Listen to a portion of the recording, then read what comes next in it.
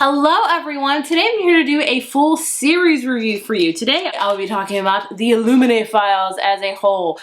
I'm so excited to talk about this. So in this video I'm going to tell you what I'm going to really dive into what Illuminae is about because this is the first book in this series, and I'm going to kind of touch base on what I thought about books 2 and 3. I will keep it spoiler free for the most part, but I will have a spoiler section at the end strictly for the ending of the very last book, Obsidio. So just know that this video is really designed for if you're interested in this series and you're thinking about reading it, and if you want to hear more about it, this is the video for you. So yeah, I'm going to talk about it as a whole and really dive into it, and yeah, let's begin because this is one of my favorite series of all time. I can safely say that now because it's complete, and I'm also very, very sad it's over. The first book we have Illuminae and these are by Jay Kristoff and Amy Kaufman. Now this whole series is a mixed media format book.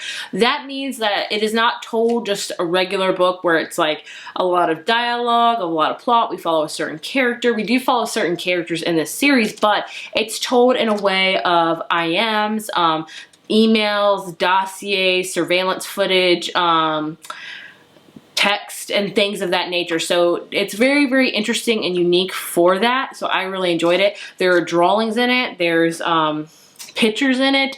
Collages, you name it, this book has it. It's just mixed media to the brim, which I love. At the start of this book, Illuminae, we are on a planet called Carenza. It is a very tiny planet at the very end of the galaxy. No one cares about Carenza. No one's got time for Carenza, and not much is going on there. The year is 2575, and we follow our main characters, Katie Grant and Ezra Mason, who just broke up, and right after they break up, a big war happens. Pretty much, we have two rival mega corporations that are really interested in Carenza for some reason, and they both want it. So one of them attacks Carenza, and Katie and Ezra must flee for their life, and they both end up on different ships in the galaxy and things like that. So like I said, they both end up on different ships. On one ship, there's a deadly plague that's mutating and spreading throughout the ship, and the fleet's artificial intelligence is spazzing out and making decisions on its own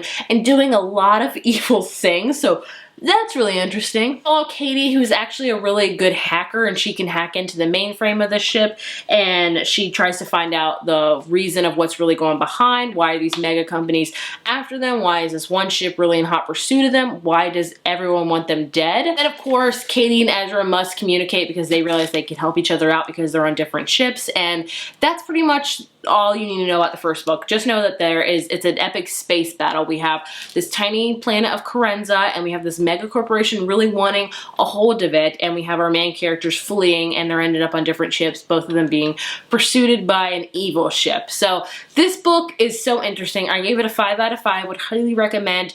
I know these books are daunting. They're all quite huge. I think the first one is 600 pages. They're all around that length, and you're like, oh, 600 pages, that's a lot to get into. You are correct, but the fact that it is told in mixed media format makes it go by so much quicker, because like I said, some are told in IMs and things like that, so it's very, very easy to fly through. Also, I do want to talk about the audiobooks really quickly before I go on. I did not listen to the audiobooks for both Illuminae and Gemini, but I did listen to the audiobook for Obsidio, the last book, and the audiobooks are amazing. I know countless people have recommended them, and I stand by that recommendation fully. The audiobooks are even more immersive, I think, than actually physically reading it. I'd say if you're really interested in this series and want to dive in, I would listen to the audiobook and physically read it alongside it. It's going to immerse you into it so much more. It's so interesting. You have a full cast of characters. It's not 2 narrators and you're done. No, there's 30 to 40 narrators because there's so many different characters and things like that. They go into IMs. Whenever they have a battle, there's people that are yelling and things like that. The audiobooks are just phenomenal. They'll have people typing or people drawing on notes. You can hear the pen scratching.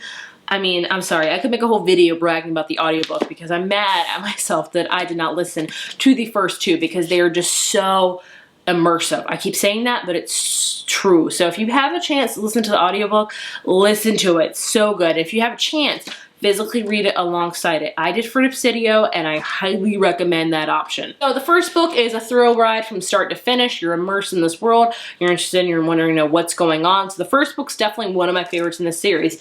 Then we move on to our second book, Gemini. I think this one might be the longest too. Yes, this one's like 650 pages. So I think the first one's 600, this one's 650, this one's like 615. This one, we follow a whole brand new set of characters. I will not spoil it for you. I'm just gonna tell you the basic outline of it. In this book, we actually are in a different location. We're actually on a jump station, on Jump Station Heimdall, and we follow our characters Hannah Donnelly and Nick Malakoff. And Hannah Donnelly is the daughter of the Heimdall's captain. And basically what happens is we have one of our evil mega corporations, I'm not going to say a name because I don't want to spoil it, invade this jump station, and they take it over for good. And Hannah and Nick are the only two that can help really save this Heimdall station. Alien predators on the ship that are taking out people one by one. So that's really fun. And there is a malfunction within the station's wormhole. That means that the space-time continuum might be ripped like in the next day. Enjoy this book. I will say not as much as Illuminae. I gave this one a 4 out of 5. It was different, I think you get into a certain mindset with certain characters. I mean, you don't have them in the second book. You're kind of thrown for a loop. Also, we get into a lot of details of the space-time continuum, wormhole, or the space-time continuum and the wormhole. I get confused. I've read countless sci-fi books when they talk about that, and I'm always like, what? So that was the one downfall, is because I didn't understand it. But by the end of this book, I was very invested in the characters. I was very invested in this Heimdall station, and it was just so interesting to read about. Again, another amazing mixed media format. This one had a lot of drawings in it because our main character, Hannah Donnelly, loves to draw, so there's another interesting aspect of it. So overall, I wouldn't say this is as good as Illuminae, but it's definitely a very strong second book, and I would recommend it again. I recommend this whole series, obviously, but yeah, I just want to quickly tell you what the second book is about without spoiling anything. Now, moving on to Obsidio, again, without spoiling anything. I will let you know when I spoil it. In this book, we have our characters from the first 2 books meet up, finally team together, and basically a huge war that has been building up for the first 2 books is finally happening. Basically, in this book, the S hits the fan.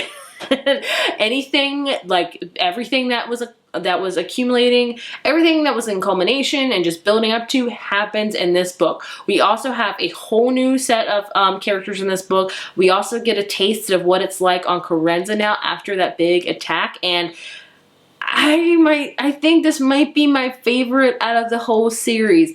And it's very weird because not a lot of people are liking it as much as I am. I don't know if it's because I listened to the audiobook finally, but I just love the fact of we had different perspectives. We had our team finally come together.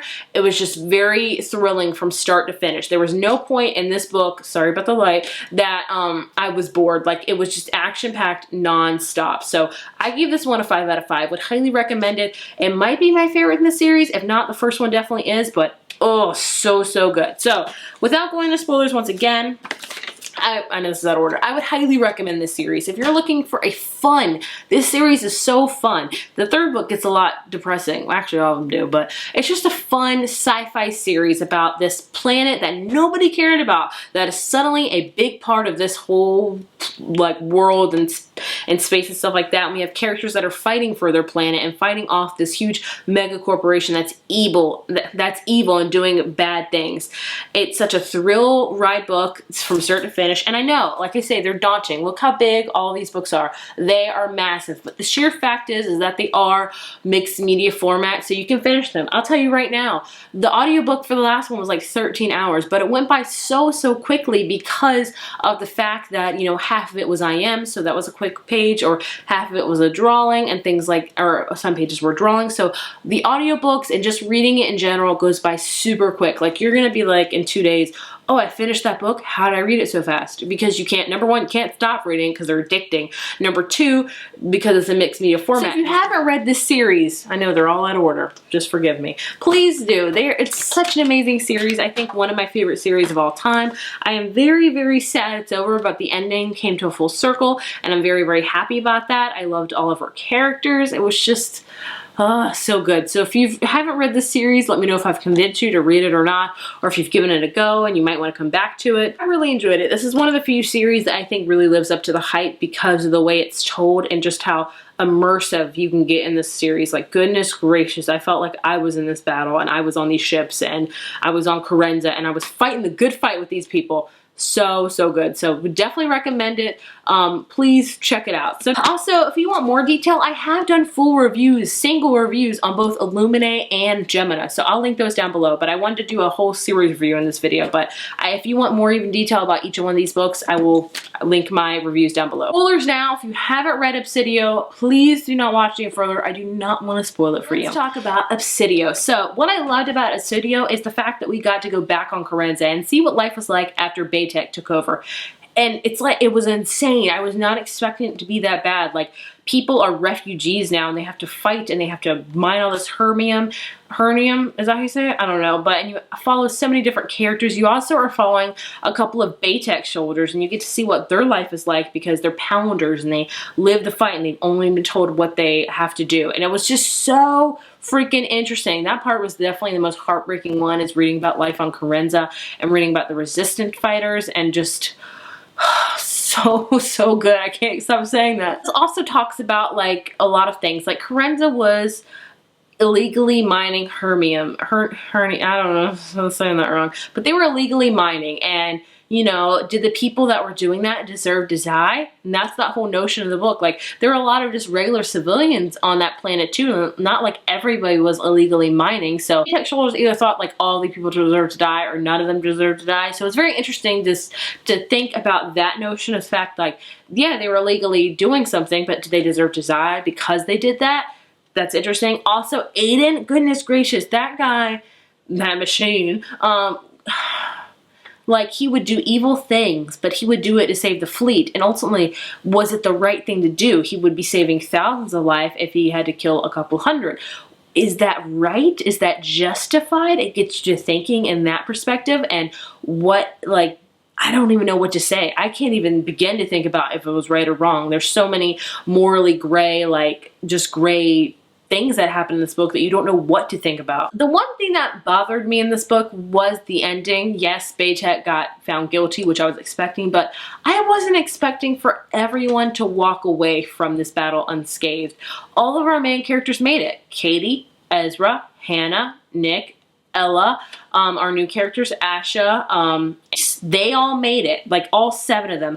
I was expecting at least a couple of deaths, honestly, because this was war, and when it comes to war and things like that, there's no guarantee if you're going to make it out alive or not. A lot of the times, a lot of good characters get killed, so I was very shocked that all of them made it out alive. I was like, that's a little bit too cookie cutter of an ending. I mean, I honestly don't want any of them to die. I enjoyed every single one of those characters, but I was expecting one of them at least to die. Am I the only one? I sound so harsh saying that, but I felt like the ending was a little bit too picture perfect, cookie cutter. I didn't think it was realistic in the war setting, but again, this is YA book, so I don't know if we have to take away from that. Like, you know, like we have to have kind of a cookie cutter ending. Let me know if the only one that feels that way. Like, were you expecting a little bit more gruesome things, or like somebody to be like axed off? The romances, there's so many romances in this book.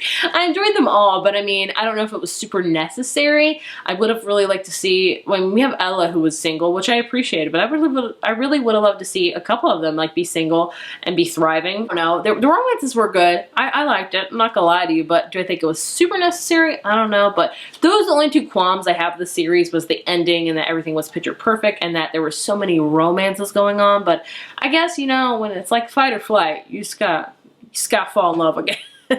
Either way, I really enjoyed Obsidio. I thought it was interesting. I thought it was just amazing. I loved that we got different perspectives and everything like that. Oh, just so good. And like I said, I listened to this book, and a lot of times I would listen to it in the car, and sometimes I would just physically read it, and a lot of the times I would listen and follow along in the book. So audiobook, amazing. Just 5 out of 5. I love this series. I'm so sad it's over, but it was so good. So there you have it. That is my thoughts on the Illuminae Files by Amy Kaufman and Jay Kristoff.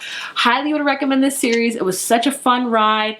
One of my favorite series of all time. If you've read this series, let me know what you thought about it. Which one was your favorite book? I would love to hear. If you enjoyed this video, be sure to give it a thumbs up. hit subscribe, and I will see you guys in my next one.